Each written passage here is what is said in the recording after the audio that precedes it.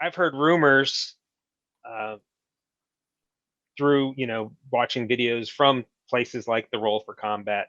Again, I don't have inside sources, so these rumors could be completely off base. Yeah. But my internet research and watching of lots of videos, uh, I've heard rumors that this new Player's Handbook 2024 that they're still playtesting for is actually finished and written. That's why they're laying off people who in like the art direction department because they don't need them because that book's already put together. Because you don't lay off those people if you're putting out a new book that's supposed to be a big seller for next year I that's not mean, finished yet. that actually seems like a legit Yeah. a legit thing. Hold on, I'm trying to pull up because I have on a Google Sheets my notes from that video that I did. Yeah. So yeah, while you're pulling that up, but that so one, they're gaslighting their people with putting out these play tests that, if the book's written, done, and finished, what's the playtest going to change? Yeah, this is I'm going more. to tell you, it better change a Yep. goddamn lot. Yeah. So Well, I I have. think that's an illusion of choice type of thing. They want those devoted players to feel they've had an input, but whatever they put out, I mean, we don't actually see these results. We hear what they tell us the results were of any of these surveys. They could So say these surveys whatever they wanted. so one second, I'm going to make sure that you guys can see this. Um, so these are the list of people right here, in order from how long they worked there and kind of what they did. So you have Liz Shu, I hope I'm saying that right, licensing and publishing manager. She retired out, 28 years. That is some old guard shit. Like, I don't know, it probably cost them more to let her retire than it would actually have been just to keep her around. Chris Lindsay, he probably was forced to retire because he was at 20 years. Mike Merles, I know there's some controversy around him. He was there for like 18 years. And then from there, and granted, there's probably more. This is just what we know. Bree Heiss, art director. I liked a lot of her early work that she did. She's done stuff for like Magic and stuff. Game designer for Magic the Gathering. Vanessa Quanon, associate systems administrator.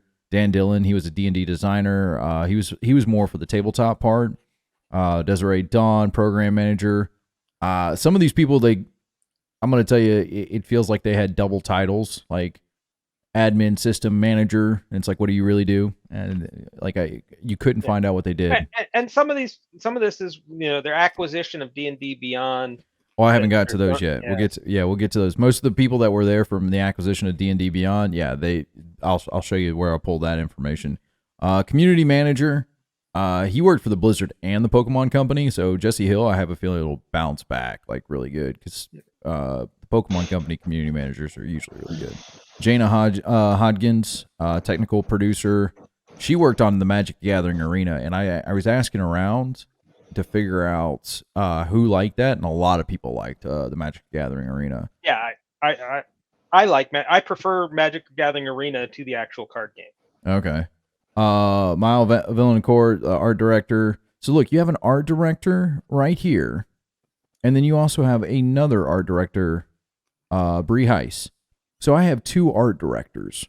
Like, who's the art director? And one of them's Bree Heiss. A lot of her stuff, I think, was more towards Magic, and I may actually have this backwards. But you have two art directors, so you have people that are like double titles. All right. And not to say anybody's if they have multiple lines like that, they probably had multiple. But then you get down to here without an art. Yeah, you like true. But then you have a couple of these people: Amy Dallin, Wendy Despain. These were your D&D Beyond acquisitions. 1 year, 9 months. Michael Rexford, same thing. I have this one out. Larry Froome. The only person I couldn't really find anything out was about Ellie Lockhart. Did not have anything to do.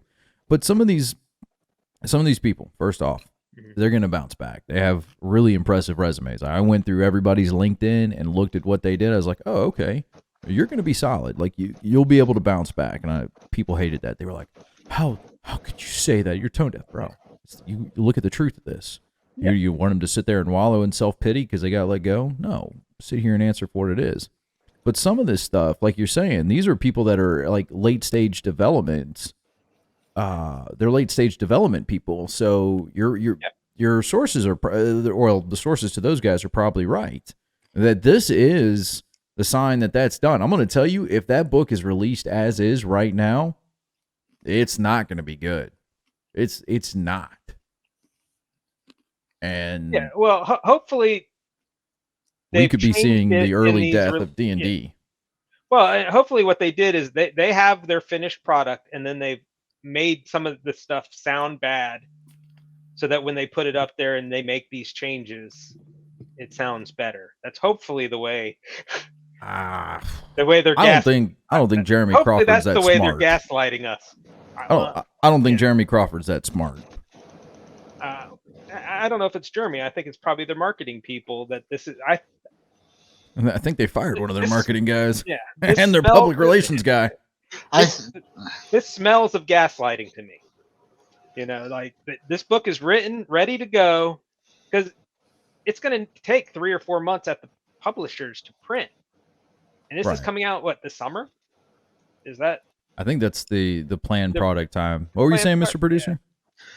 Well, I think Hasbro's just had a really shitty PR year. They pulled some really shitty moves. Oh, absolutely. The three off the top of my head are we have the firing right before Christmas. Yeah.